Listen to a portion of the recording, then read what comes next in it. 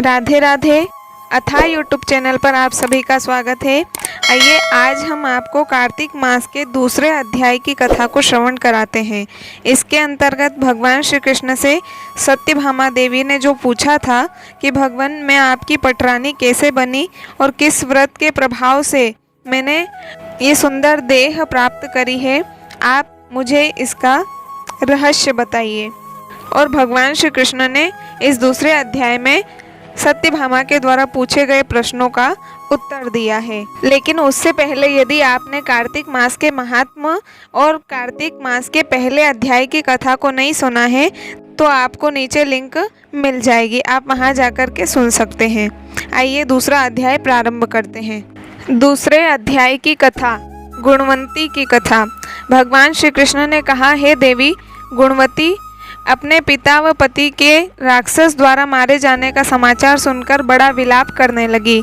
हाँ नाथ, हाँ पिता, मुझको त्याग कर तुम कहाँ चले गए? मैं अकेली कन्या हूँ, तुम्हारे बिना अब मैं क्या करूँ? अब मेरे भोजन और वस्त्र आदि की व्यवस्था कौन करेगा? घर में स्नेह पूर्वक मेरा पालन पोषण कौन करेगा? मैं कुछ नहीं कर सकती। मुझ विधवा की रक्षा कौन करेगा? मैं कहाँ जाऊँ, कहाँ रहूँ? मेरा तो अब कहीं ठिकाना नहीं रहा। इस तरह रोती और बिलखती गुणवती पछाड़ खाकर पृथ्वी पर गिर पड़ी और मूर्छित हो गई और देर तक पड़ी रही। फिर जब होश में आई तो पूर्ववत अत्यंत करुण विलाप कर शोक सागर में डूब गई।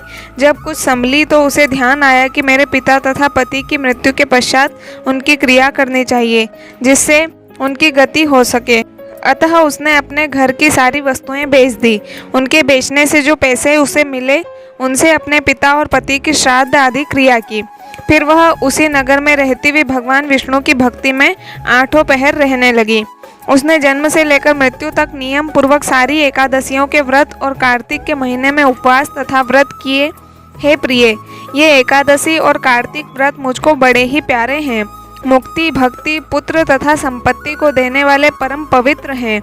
जो मनुष्य कार्तिक मास में जब तुला राशि पर सूर्य आता है तब सवेरे उठकर स्नान करते हैं, व्रत व उपासना करते हैं, वह मुझे बहुत ही प्यारे हैं, क्योंकि यदि वह बड़े पापी भी हो तो भी स्नान व व्रत के प्रभाव से उनको मोक्ष की प्राप्ति हो जाती है। जो मनुष्य कार्तिक में स्नान, जागरण, दीपदान तथा तुलसी के वृक्ष की रक्षा करते हैं वह साक्षात विष्णु भगवान के तुल्य है। जो मनुष्य कार्तिक मास में मंदिर में झाड़ू लगाते हैं और स्वस्तिक बनाते हैं और विष्णु पूजा करते हैं वह जीवन मुक्त हो जाते हैं। यह सुनकर गुणवती भी प्रतिवर्ष मन लगाकर कार्तिक का व्रत और भगवान विष्णु का पूजन करने लगी। हे प्रिय, एक बार वह ज्वरग्रस्त थी और दुबली हो गई थी, फिर भी किसी न किसी प्रकार गंगा स्नान के लिए चली गई। गंगा तक पहुंची भी किंतु शीत के मारे वह बुरी तरह से काँप रही थी। वह एकदम शिथिल हो गई। तब वह मेरे भगवान विष्णु के दूतों के द्वारा मेरे धाम में आई। उसके पश्चात ब्रह्मा आदि देवताओं की प्रार्थना पर जब मैंने कृष्ण का अवतार लिया तो उस समय मेरे गण भी मेरे साथ आए। वह सब इस पृथ्वी पर यादव बने हैं। तुम्हारे पिता जो कि पूर्व जन्म में देव शर्मा थे इस समय सत्राजित हैं। पूर्व जन्म में चंद्र शर्मा जो तुम्हारा पति था वह आकू है। और हे भामिनी, तू ही वह गुणवती है। यह कार्तिक व्रत का ही प्रताप है जिससे कि तू मेरी अर्धांगिनी बनी है। पूर्व जन्म में तुमने मेरे मंदिर के द्वारे पर तुलसी का पौधा लगाया था, वह इस समय तेरे महलों के आंगन में कल्प वृक्ष के रूप में खड़ा है। तुमने जो उस जन्म में दीपदान किया था उसके कारण तुम्हारी देह सुंदर है, तुम्हारे शरीर में शोभा है और घर में साक्षात लक्ष्मी निवास करती है।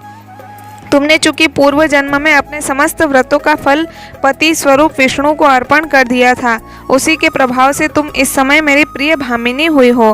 पूर्व जन्म में आजीवन तुमने जो नियम से कार्तिक मास का व्रत किया था उसका यह प्रभाव है कि मेरा और तुम्हारा कभी वियोग नहीं होगा।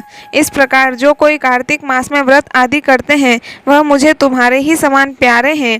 वह लोग जो कि दूसरे जप तप यज्ञ दान आदि करते हैं, कार्तिक मास में किए गए व्रत के सामने उनका फल बहुत थोड़ा होता है, यानी कार्तिक मास के व्रतों का 16वां भाग भी नहीं है। इस तरह से सत्यभामा भगवान श्री कृष्णचंद्र जी महाराज से अपने पूर्व जन्म के पुण्य का प्रभाव सुनकर अति प्रसन्न हुई। इस प्रकार आपने श्रवण किया, भगवान श्री कृष्ण स्वयं अपने मुख से कहते हैं कि जो व्यक्ति कार्तिक मास के व्रत नियम अर्थात दीपदान, तुलसी मैया की परिक्रमा, भगवान श्री कृष्ण का पूजन अर्चन आदि कर्म करते हैं, उसका फल और अन्य दिनों में किए गए व्रत का फल, यदि इन दोनों फलों की तुलना की जाए तो कार्तिक मास के फल की तुलना में अन्य दिनों का फल 16वें हिस्से के बराबर आता है। मिलते हैं अगले वीडियो में, तब तक के लिए सभी को राधे राधे।